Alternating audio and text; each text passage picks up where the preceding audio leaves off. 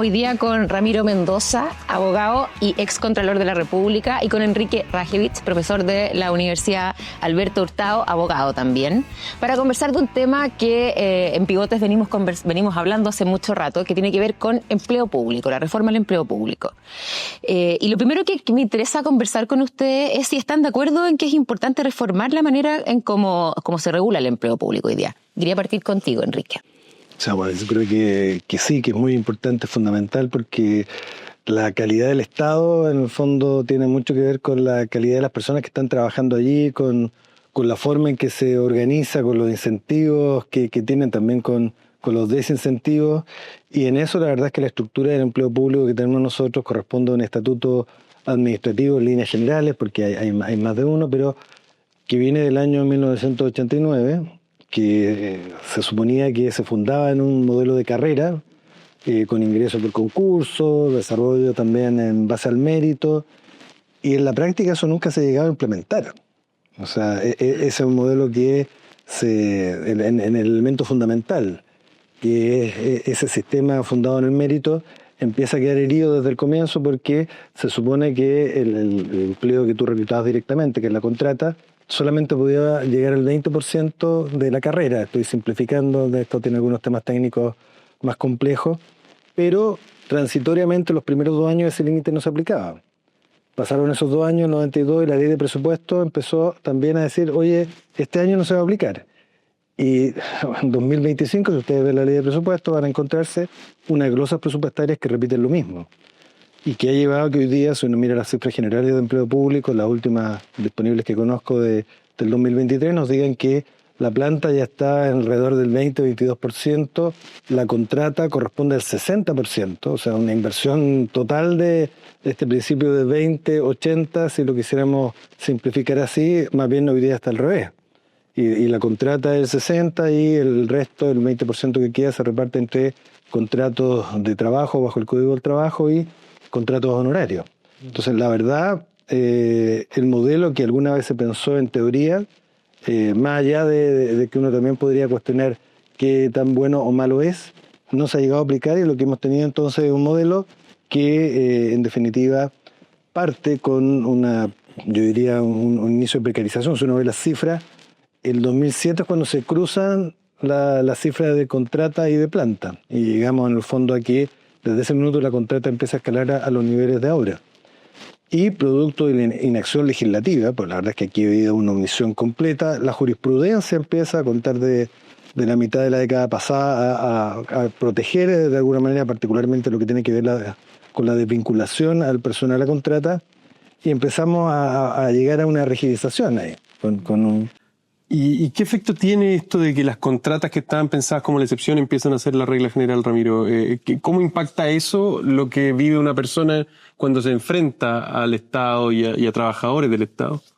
O sea, yo creo que la respuesta de Enrique es súper correcta, pero el efecto yo creo que es bien curioso, porque el contrata hoy día tiene casi las mismas reglas de estabilidad que la persona de planta. Entonces, esto que ha dicho Enrique es un dar vuelta de tuerca, porque hoy día, en realidad, la jurisprudencia de la Contraloría por una parte, la jurisprudencia de los tribunales, te están diciendo, mira, si tú has sido, a lo menos la Contraloría tenía 3 años, los tribunales de justicia tenían 5 años, pero si tú has estado 5 años de manera regular y continua contrata, no te pueden sacar, digamos, en consecuencia. Lo que el peor efecto es la rigidez en la forma de incorporación de la gente, que no pueden ser sacados. Entonces, esto es una cuestión de que solo gana el crecimiento y no gana la eficiencia, digamos, porque tú, para sacar a alguien, tendrías que hacer un sumario administrativo, o en realidad tendrías que,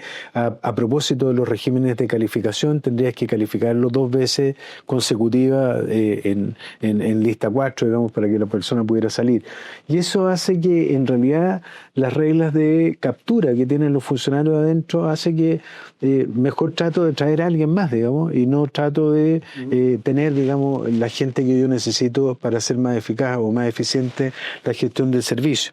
Y yo creo que un problema que dijo Enrique al principio, que yo creo que es súper relevante y que a veces no nos damos cuenta, el estatuto administrativo se aplica a un sector de la administración, que es el sector, por así llamarlo, la administración central o la administración central con personalidad jurídica, pero que obedece a entes personificados más bien del centro, ¿no? Ministerios, servicios. Y el problema que hay es que, lo dijo bien Enrique, pero no lo detalló, es que hay muchos estatutos. Entonces, esta cosa previsora, unitaria, coordinada, general, que era el estatuto administrativo, en realidad se transformó en varios estatutos, porque en realidad cada centro de poder funcionarial que impulsa o que genera una presión determinada logra un estatuto particular. Entonces hay estatutos particulares generales, como los del sector municipal, que son bien antiguos. Hay estatutos administrativos generales, como los sectores, como aquellos estatutos de la defensa. Carabineros tienen su estatuto, Ejército tiene su estatuto. Entonces, y además hay estatutos particulares hoy día que no se salen del modelo de esta norma, que es del 89, como bien lo recordó Enrique, pero es del 89 con una herencia del 53, digamos, porque es casi igual al decreto con fuerza ley 338, que es más o menos como se viene administrando el Estado beberiano, ¿eh? Pero en realidad nosotros hicimos como un quiebre del Estado en la década del 90 de una u otra manera y seguimos con el Estado beberiano en materia de personal y no logramos generar un estatuto que en realidad de reglas de mejor calidad del ingreso, de mejor enseñanza, digamos, en la transversalidad, que podamos mover a los agentes públicos, podamos evaluarnos de un modo y podamos remunerarnos de un modo previsible.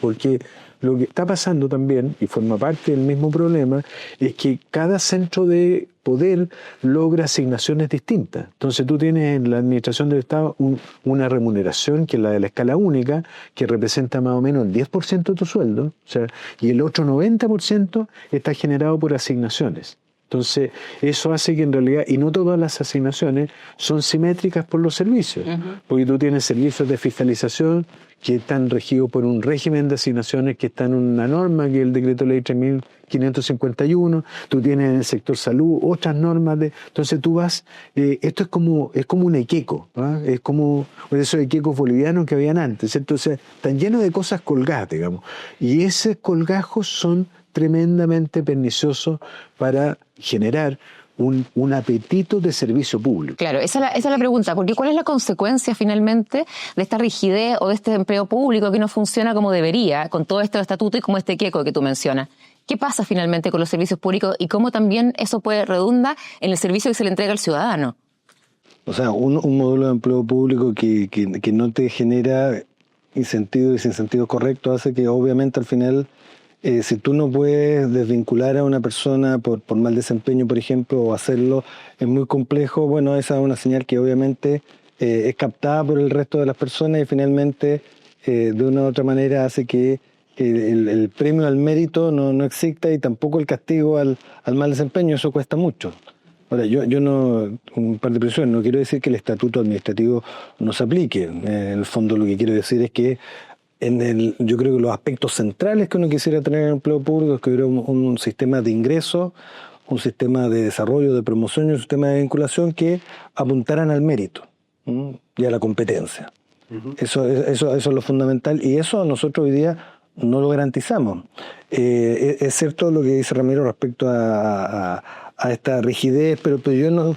Independiente de que es verdad que la jurisprudencia protegida, yo creo que sigue siendo una mala señal que uno incluso pueda desvincular, aunque las personas vayan a los tribunales y en muchos casos tengan éxito. Con esto de los 5 años, el cambio que hizo la Corte Suprema cambió el panorama y las perspectivas de éxito en esos años son menores y según las cifras de la dirección de presupuestos, lo que es el gobierno central, prácticamente más del 40% tiene menos de 5 años. Entonces, sigue existiendo también la espada de Damocles de pensar si las personas que están trabajando están pensando en el interés general, claro, o tienen que ser más bien obsecuentes con la persona que les dé instrucciones, porque finalmente necesitan los 5 años. Necesita llegar a los 5 años, se acabó. Pero en el fondo no hemos tomado nota de esto, ni hemos tomado decisiones legislativas. Yo la verdad soy escéptico de que podamos llegar a un estatuto único, a reformar. Yo creo que deberíamos ponernos de acuerdo en ciertos bordes que no podemos traspasar y que deberían quedar claros en la Constitución, porque buena parte del problema de esto es que la Constitución en esto ha sido muy genérica, ha sido interpretada de manera muy laxa y permite finalmente que esto ocurra, aunque si uno la lee y le explica, esto en principio sería incomprensible, o sea, pero la verdad es que la manera en que se ha aplicado ha logrado que lleguemos a este resultado. Porque ustedes me corrigen, a ver, para que recapitulemos y la gente que nos está viendo pueda entender. El estatuto administrativo, cuando uno piensa cómo entra alguien al Estado, es más o menos rígido, ¿cierto? Pero cuando la contrata pasa a ser la regla general, pasa a ser un poco más flexible. ¿Es así? Es así. ¿Y eso genera, el incentivo está a atraer mucha gente al Estado, al crecimiento del... La contrata se puede reclutar directamente y tenía este límite del 20% de la planta. Cosa que... Y duraban uno en diciembre de cada año. Pero esos dos límites, en el fondo, la ley relaja el del 20%, que en la práctica no es que no haya ningún límite. El límite lo pone en la ley de presupuesto en cada servicio público cada año. Claro, viene el límite, viene en los recursos disponibles. Exacto, pero no el 20%. Pero la glosa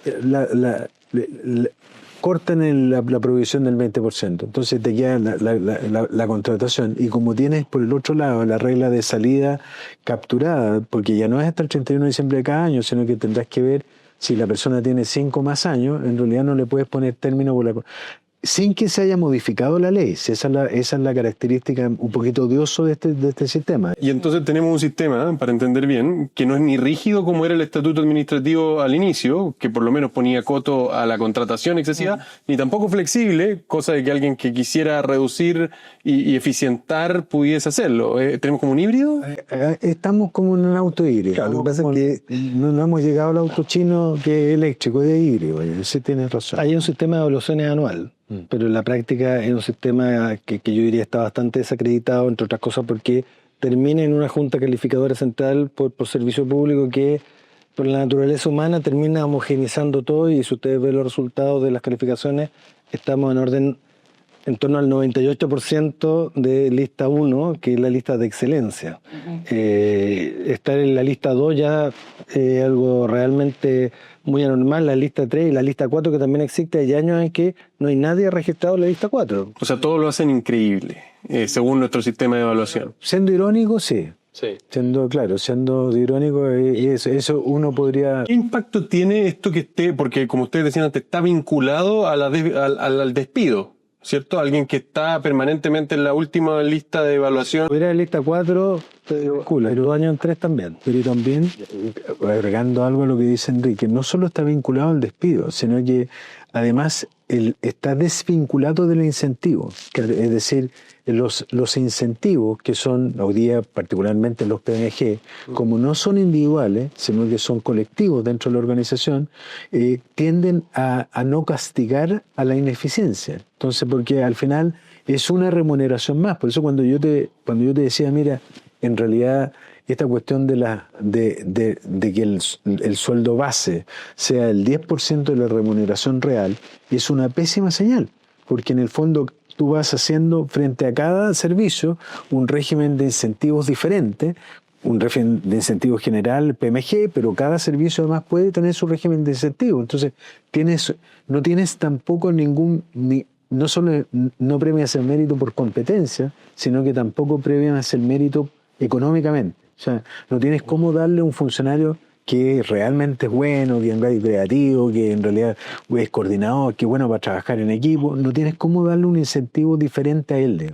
Y eso también te arrastra un principio sostenido de incapacidad o de eficiencia. Entonces, ¿y hay mediciones que reflejen que efectivamente esto tiene una consecuencia en la eficiencia del aparato público? O sea, hay estudios internacionales que señalan que este es uno de los elementos clave en la calidad y en el crecimiento. En el fondo, la eficiencia del Estado, cuando vemos, por ejemplo, todos los temas de epidemiología, bueno, detrás de eso hay decisiones de personas. Si pensamos en un hospital público que está atendiendo personas también. Entonces, yo diría evidente, más allá de las mediciones que uno pueda tener, que una sociedad con un Estado que no funciona bien va a tener menos felicidad, por decirlo muy, muy en simple, pero y ese funcionamiento está estrechamente ligado a la regulación de las personas. No quiero decir que el Estado chileno sea un desastre, pero en esto estamos perdiendo claramente un diferencial de tener mejores condiciones de vida, y es irritante. La verdad, yo la primera vez que trabajé este tema fue el año 99 en un artículo sobre gerencia pública, y hoy han pasado 25 años y la verdad es que yo diría hemos empeorado. Ni siquiera puedo decir que hemos mejorado además respecto a las calificaciones.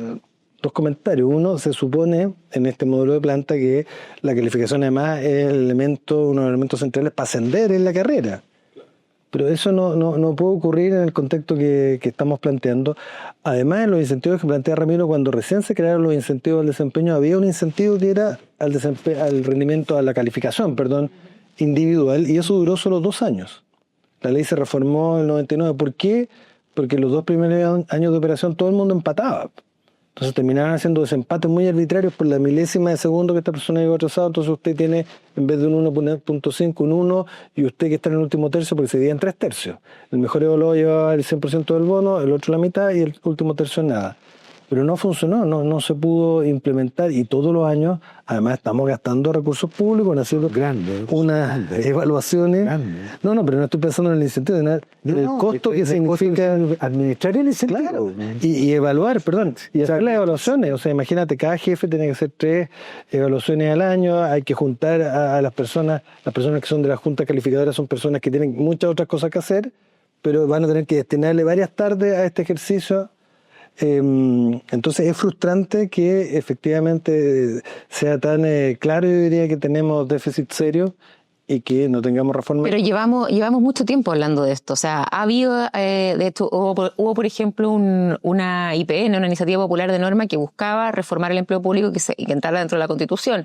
Una propuesta de 4 centros de estudio. De 4 centros de estudio, entre ellos Pivote, hay que decirlo. No. Yo estoy pensando además una propuesta de los centros de estudio anterior, de cierta diversidad, que era de espacio público hasta libertad y desarrollo, de reforma. La propia propuesta de Pivote. Sí. ¿Por qué se ha demorado tanto? ¿Cuáles son las barreras que existen para que esto no se reforme? ¿Y por qué hoy día tampoco está en una discusión, debería estar en los programas de gobierno, o sea, los programas de las campañas políticas? ¿Por qué cuesta tanto que este tema entre finalmente? Puede ser súper odioso lo que yo voy a decir, entonces pero en realidad yo ocupé la voz factura, y yo creo que los sectores gremiales tienen una gran captura, digamos, en lo que dice relación con el empleo público. Es decir, pese a que la evidencia, por ejemplo, la evidencia está demostrando que la mayoría de los servicios públicos nuevos que se han creado tienen como estatuto, no el estatuto administrativo, sino que el Código de Trabajo, y que en realidad le dan al directivo superior de esa organización, le dan un periodo donde ese directivo puede desvincular y pagan indemnización de perjuicio porque están regidos por el Código del Trabajo. Entonces, de una u otra manera, esa relación, esa imbricación, esa tendencia que el Código del Trabajo tenga un rol estatutario en Chile, es una cuestión que a algunos gremios, digamos, de funcionarios, los horroriza, digamos. Entonces, porque en realidad todo su poder sindical, entre comillas, está en la forma de hacer negociaciones que son propias del sector privado. Me refiero a la administración de las huelgas, pero huelgas que están prohibidas en el sector público, pero que sin embargo uno, no sé, por la señora Nelly del registro civil la conocían todos, digamos. Entonces, claro, porque ella hacía la huelga en el registro civil, otros hacen las huelgas en otros servicios públicos, pero son huelgas ilegales que de una u otra manera se han ido tolerando, pese a que la Contraloría de repente aparece, oye, no puede haber huelga, hace su, entre comillas, su movimiento en la caja, pero sin tampoco tocar a nadie en la caja, digamos, porque entonces yo creo que hay mucho de eso que se ha ido produciendo para que para que no se vaya generando esta concreción de cambio en el sistema público, digamos. Y yo tengo la sensación, como lo dijo bien Enrique, de que si nosotros estamos atrapados en el cambio del estatuto, no vamos a salir de esa captura. Que de una u otra manera, poniéndonos de acuerdo en elementos centrales que deben ser cambiados, a lo mejor tenemos que darle un espacio a la ley orgánica de base en lo que dice relación con el personal del Estado y poner ahí ciertos principios básicos que son los que de una u otra manera podemos tener un encuentro entre muchos, digamos. Y eso nos permitiría avanzar un poco. Y el otro tema que yo creo que está detrás, que es una pérdida, es que el mayor valor que tuvo la alta dirección pública se ha ido como diluyendo desde el punto de vista del rol de la alta dirección pública, del servicio civil. O sea, alguien tiene que hacerse cargo de la programación de la capacitación del sector público. Alguien tiene que hacerse cargo, en realidad, de la formación de los altos directivos. Alguien tiene que hacerse cargo, pero de manera activa, con dientes. No con una especie, no, sería súper bueno que lo hicieran, no. O sea, en realidad la alta dirección pública tenemos que sacarle más, o sea, la tenemos hoy día en el rol de un headhunter público, digamos. Y yo creo que tenemos que pasar a un rol colaborativo donde habrá que tener discusiones y conversaciones con la Contraloría, y que también ella quiere tener un rol en esto. Habrá que tener una discusión, digamos, con presupuesto, pero habrá que comenzar a conversarlo, habrá que comenzar a discutirlo, porque si no lo hacemos, en realidad vamos a estar entregados los próximos años a un deterioro mayor de la eficiencia en la solución de los conflictos con el personal. Con esto termino. Le voy a poner un ejemplo, que yo creo que la gente, cuando dije que había un cese de la administración beberiana, estaba pensando en lo que está pasando en el Hospital Gustavo Fricke en Valparaíso con las sociedades de enfermeros y médicos que en realidad están al lado de la ley médica, están al lado del estatuto administrativo. Entonces, y resulta que en la mañana son funcionarios públicos y en la tarde son gestores de su propia sociedad. En la mañana son activísimos para tomar café. Activísimos para tener, digamos, conversaciones, pero en la tarde sí que producen. Oftalmólogos en hospitales acá famosos, digamos, en la mañana operan 6 cataratas y en la tarde 66 cataratas. Entonces uno dice, pero este gallo después de las 12 se activa, o toma café, se encoca, digamos, ¿cómo opera tanto? No, porque a él le pagan por operación en la tarde. En la mañana es funcionario y en la tarde en realidad es socio de una empresa. Entonces esa cuestión también tenemos que atenderla, porque en realidad si no nos estamos haciendo trampa en solitario. Y entrando ya en la solucionática, en hacia dónde avanzar, déjeme hacerle Tengo algunos matices que quisiera... Y puedes partir tú si quieres, Enrique, haciendo esos matices y después pasar. Me gustaría preguntarles por 2 definiciones de si de ustedes dependiera un nuevo estatuto para la administración. El ingreso sería rígido o flexible, y la salida rígida o flexible. En el fondo, ¿cómo empezaríamos a pensar en eso, en estos ejes súper generales que quizás son un poco gruesos y no permiten hacer la distinción, pero que quizás ayudan para comprender? ¿Queremos un sistema como el estatuto administrativo que aplicara bien, un ingreso con concurso y una salida súper protegida, o algo quizás con un poco más de flexibilidad, donde yo contrato y despido con la flexibilidad que tiene el mundo privado? ¿Es un híbrido, es un mix? Enrique. Yo primero quisiera decir que respecto a las razones que explican esto, complementar y poner algunos matices respecto de lo que plantea Ramiro, porque yo creo que los gremios en el fondo siempre van a estar ahí, van a hacer este trabajo de representar a sus asociados. Eso yo creo que pasa en cualquier lugar. Yo creo que hay otro problema que es, en el fondo, también la intención del mundo político de capturar el empleo público, de tener en el fondo, de una u otra manera, una influencia, porque no hemos separado bien el mundo de la política. Lo decía Ramiro a propósito de alguna de las definiciones de que uno pudiera tener dónde está el espacio de quienes desarrollan funciones más bien políticas, quienes desempeñan más bien funciones ligadas a la administración pública.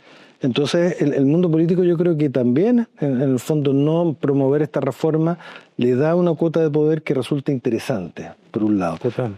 También creo que el Ministerio de Hacienda y la Dirección de Presupuestos fueron miopes durante mucho tiempo en esto, porque consideraban que las modalidades más precarias de empleo eran mejor para el erario público porque no había compromiso a largo plazo. Hasta que finalmente... Le gustó la contrata. Sí. Hasta que finalmente era imposible. La contrata y el honorario, o sea, ¿por qué prosperaron? Porque en el fondo el Ministerio de Hacienda decía, no, ampliemos la planta. Sí. No, pero la planta son compromisos de toda la vida, no, prefiero esto. Sí. Y ahí estamos, pues finalmente la jurisprudencia hizo que este razonamiento creo, el miope del Ministerio de Hacienda, porque es la misma plata que estaba gastando, era cambiar la naturaleza jurídica, nos termina rebotando. Perdona, a lo que dice Enrique, tienes toda la razón del mundo. Hay una cosa que a lo mejor la gente no sabe o sabe poco. La brecha previsional de los funcionarios públicos está causada por la forma como se cotiza la remuneración en el sector público. Es decir, yo les he dicho varias veces, oye, en realidad el sueldo base de un funcionario es el 10% del sueldo real. Se paga cotizaciones por el 10% del sueldo real. El otro 90% depende de la asignación. Hay asignaciones que son imponibles, hay asignaciones que no son imponibles, y la mayoría de las asignaciones no son imponibles. Sin considerar los honorarios, que sin considerar entonces lo que te pasa es que al final la tasa de reemplazo del funcionario público es tremendamente violenta en la salida. Porque un funcionario que está en condiciones de jubilar a los 65, 67 años, el señor cuando va a la AFP y le dice con cuánto se va, y él gana 1,5 millones, y la AFP le dice se va con 300.000 pesos, entonces ese es un tremendo dolor. Y ese es un tremendo problema que está en el centro de esta cuestión. Porque ¿cómo te vas a sacar a la gente con esa tasa de reemplazo cuando los estás invitando a la pobreza, digamos? Entonces hay un tremendo problema ahí, digamos. Entonces yo creo que hay una... Y lo otro, frente a tu pregunta, yo creo que hay una distinción que la están haciendo todos. Y cuando la están haciendo todos, yo creo que es evidente. Lo dijo muy bien Enrique desde el punto de vista de, oye, en realidad hay servidores públicos que son de la administración y hay servidores públicos que son del gobierno. Y mientras no hagamos bien esa línea y hagamos este festín de servidores públicos a través de la contrata, entonces nos metemos y están, pero en realidad son servidores públicos no de la administración, son del gobierno. Entonces, y cuando pasa un gobierno, mira, ¿cuál era el problema de los 3 años de la Contraloría? Que en un gobierno podía dejar a toda su gente. De los 2 años. En un gobierno podía dejar a toda su gente. Como dice Enrique, en 5 años tú tienes que tener 2 instantes políticos para los efectos de que se te produzca Con alternancia no ocurre. Con alternancia no ocurre. ¿Te fijas? Entonces yo digo, oye, ¿sabes qué? En realidad, ¿por qué no hacemos, en realidad, sacamos el juego máscara y vemos en realidad cuáles son los servidores de gobierno y nos abocamos a que los servidores públicos de verdad, que son los permanentes, estos que eran de la planta, que por algo eran de la planta, les damos un principio de estabilidad con contrato de trabajo, sin contrato de trabajo, con indemnización, con asignaciones no sé, pero aboquémonos a eso. Si no nos abocamos a eso, vamos a tener el problema cada vez más grande, digamos. ¿A dónde hay que abocarse, Enrique? Yo estoy trabajando precisamente en un fondecir que tiene que ver con este tema, con la rotación y con el fondo cómo constituir un servicio civil o un empleo público profesional e imparcial y por eso me interesa esta pregunta de cuáles son las razones. Hay una última que yo también quiero citar, y perdonen que sea majadero, pero el costo político de una reforma de esta naturaleza, precisamente por lo que plantea Ramiro al inicio, es complejo, porque en el fondo hay que hacer una reforma donde yo creo que hay que escuchar a los funcionarios públicos, porque también para ellos este es un mal sistema al final del día. Entonces yo creo que hay que hacer ese esfuerzo con alta política y eso cuesta. No rinde tanto electoralmente tampoco. Entonces los incentivos para que un gobierno enfrente esta reforma son bajos, porque al final del día... Como Milei y Trump, porque para ellos... Pero esa es otra reforma, porque esa no es la reforma de mejorar el empleo público. O sea, cuando tú tienes un problema presupuestario, no te queda otra que ajustar y desvincular personas. Eso no es reformar el empleo público, eso es simplemente exacto. Y yo diría que eso no es lo que necesitamos. Lo que necesitamos es una mejor calidad de empleo público, sin perjuicio que uno podría decir hay espacios donde haya que hacer ajustes, habrá que hacerlo. Ahora, yo creo que si uno quisiera hacer una reforma en serio, yo la verdad es que descreo de la ley orgánica constitucional mucho más con los quórum que tiene hoy día. Yo en las dos propuestas constitucionales, aunque fueran de distintos signos, había muchos elementos comunes en este punto que fue muy relevado y con, yo diría, una regulación diferente y mejor que la que tenemos hoy día, que es prácticamente la misma que tuvimos en la Constitución del 25, muy semejante a la de la Constitución del 33, y que no ha funcionado. Y no funcionó tampoco en esos en esas constituciones. Entonces si uno pudiera hacer algo, yo más bien me tentaría por tratar de decirle al mundo político, oiga, saquemos los elementos de consenso, que yo diría probablemente están en el 80% de esas dos propuestas, y démosle valor constitucional, porque si no hacemos eso, lo que va a ocurrir es que en la siguiente ley de presupuesto o en la siguiente negociación concreta va a aparecer algo y como ley posterior deroga la ley anterior, se acabó. Yo creo que en esto o tomamos un compromiso en serio, con una jerarquía en serio, o nos vamos a seguir engañando. Y ese baile de máscaras va a seguir produciéndose, porque aquí hemos tenido gobiernos de distintos signos políticos y ninguno ha querido enfrentar el tema en serio. Obviamente han habido esfuerzos importantes, digamos, pero lo que queremos finalmente es resultados y no tenemos esos resultados. Yo no quiero que se nos acabe el tiempo sin hacerles una pregunta que quizás escapa a como el estatuto del grueso de los trabajadores en el Estado, pero sí tiene que ver con la alta dirección pública, con ciertos directivos de servicio, y es la confianza. Porque la gente a veces se pregunta cuál es el rol de la confianza en ciertas instituciones, quién dirige el servicio de impuestos internos, quién dirige aduanas, quién dirige el servicio de evaluación ambiental.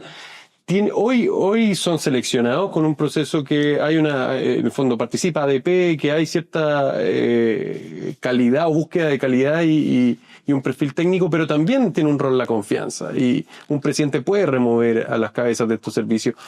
¿Cómo tiene que compatibilizarse la confianza con la calidad técnica, con la autonomía de las instituciones?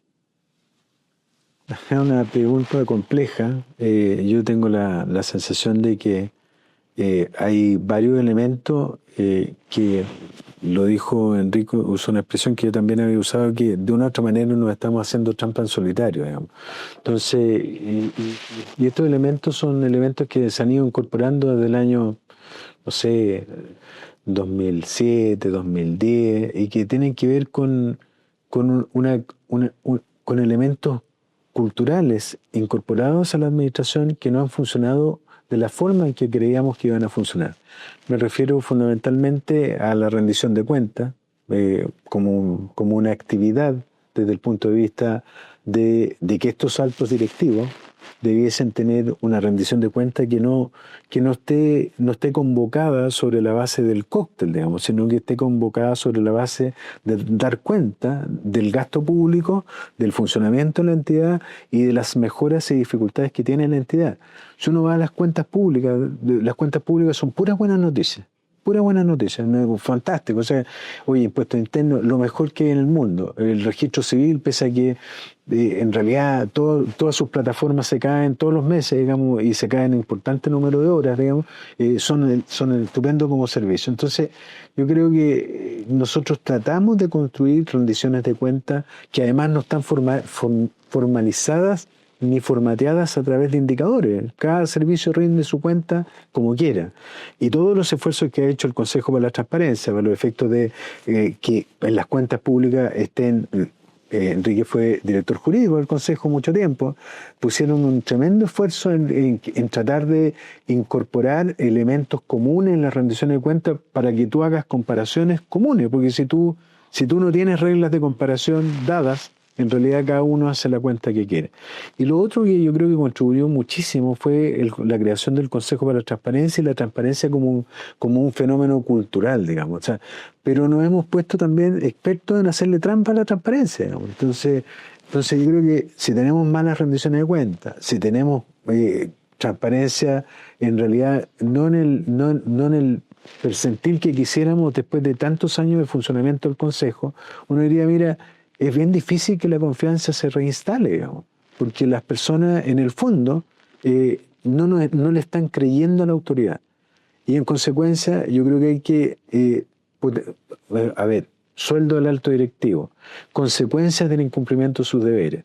Oye, la secretaria ejecutiva de la Comisión Nacional de Monumentos, ¿cierto?, de acuerdo a la ley 17.288, y ningún funcionario alto tiene repercusiones económicas por el desastre que tiene en el ejercicio de sus funciones. Entonces, mientras no vinculemos ejercicio de función, responsabilidad patrimonial por el no ejercicio correcto de sus funciones, no vinculemos con indicadores evidentes, digamos, de falta de transparencia o de rendiciones de cuentas, estamos en un problema. estamos en un problema grave, digamos. ¿Qué hacemos con los funcionarios de confianza? ¿Quiénes deberían ser de confianza y quiénes no? También hay una discusión al respecto. Yo diría que la confianza debería quedar básicamente afincada en lo que tiene que ver con el diseño de políticas públicas. Y las personas que aplican esas políticas deberán ser personas que tuvieran estabilidad y en el fondo que fueran evaluadas según el mérito. No quiere decir que las personas que son de confianza no tengan también que tener mérito, pero en el fondo ahí legítimamente uno puede hacer simplemente decisiones que tengan que ver con la falta de confianza por prioridades políticas, por prioridades de énfasis que quiere tener un gobierno determinado. Ahora, con lo de la alta dirección pública, yo creo que ahí nos engañamos desde el comienzo, porque si uno ve el diseño legislativo, el cese de la alta dirección pública es de confianza. Sí. La designación tiene mérito, por supuesto. Yo tengo que decirlo, soy profesional experto del Consejo, yo participo en comités de selección de segundo nivel jerárquico y puedo dar fe de que se hace un esfuerzo, yo diría, de que esos comités efectivamente armen nóminas de personas que sean las mejores de las que se han presentado. Pero claro, también hay tres elementos de la confianza que uno podría mejorarlo, pero razonable, de elegir dentro de esa nómina entre 3 y 4 personas, pero no entiendo que hagamos todo ese esfuerzo para seleccionar a estas personas y después las podamos... las eliminemos sin ninguna cuestión que diga relación con los criterios que plantea Ramiro. Hoy día, o sea, aunque hemos tenido un zigzagueo, pero la verdad es que el índice de remoción de la alta dirección pública en el primer año de gobierno es altísimo. Hemos llegado en algún momento prácticamente a los 2/3. Y la verdad, si uno ve el promedio, a mí me parece que es vergonzoso que el promedio de dirección de un alto directivo público sea 3 años. 3 años es el plazo mínimo. O sea, en el fondo llegamos a eso. Creo que está en 3 años y 1 mes, que ha sido como lo mejor. Pero nos cuesta llegar ni siquiera a la primera etapa. Se supone que un alto directivo público podría ser renovado 2 veces, podría estar 9 años. Nosotros se supone que copiamos el modelo neozelandés, se dice, pero en el modelo neozelandés tú no puedes desvincular a un alto directivo público por razones de confianza. Más bien la idea, tú tienes que tener algún chequeo, que en este caso lo hace la Comisión del Servicio Civil. Deberíamos tener estabilidad, yo diría, y reglas para desvincular a los altos directivos públicos, porque creo que si no tiene sentido. No digo que no se pueda desvincular, porque son cargos efectivamente críticos y además esta cuestión del diseño de política y de la aplicación es brumoso en algunos puntos. Pero si ustedes ven la ley 19882, que es la que crea el sistema de dirección pública, lo que dice es que los servicios que están ahí instalados, están sometidos a este sistema, son los que aplican políticas. ¿Por qué? Porque en ese sentido yo puedo hacer un concurso limpio. O sea, yo puedo llamar a un concurso para elegir al director o la directora del registro civil, asumiendo que lo que queremos no es a un ferviente militante del gobierno, sino a alguien que gestione bien esto y nos permita tener una cédula de identidad o un pasaporte al menor costo posible. Bueno, eso es lo que queremos. Queremos un gran gestor o gestora pública. Y para eso la confianza política no es el elemento relevante, pero lamentablemente, como hemos hecho el sistema, finalmente tampoco nos amarramos las manos. Y como no nos amarramos las manos, estamos donde estamos. Perdona, pero a raíz de lo que estás diciendo, quedé pensando en algo que es bien... que es otro fenómeno que se está produciendo, que no era un fenómeno establecido ni instalado, que es el tema de que hoy día los altos directivos públicos, cuando hacen su trabajo, en realidad terminan siendo cuestionados también penalmente. Entonces, lo que pasa es que hoy día alguien que quiera entrar a la administración, en realidad sin pituteo político, y que quiera en realidad servir, en realidad se lo piensa 2 veces, digamos, porque yo voy a sujetar el escrutinio, digamos, de la alta dirección, voy a tratar de entrar en la terna, en realidad voy a estar sujeto a una exposición política desde el punto de vista de quien decide, y además voy a mantener el riesgo de seguir siendo confianza exclusiva para los efectos de que me saquen el día de mañana.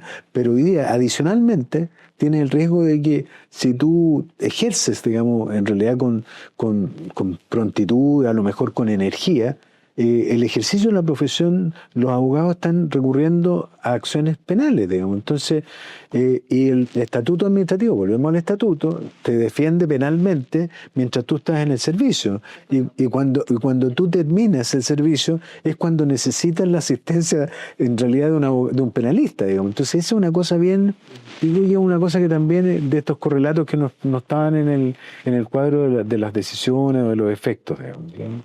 Bueno, este es un tema gigante.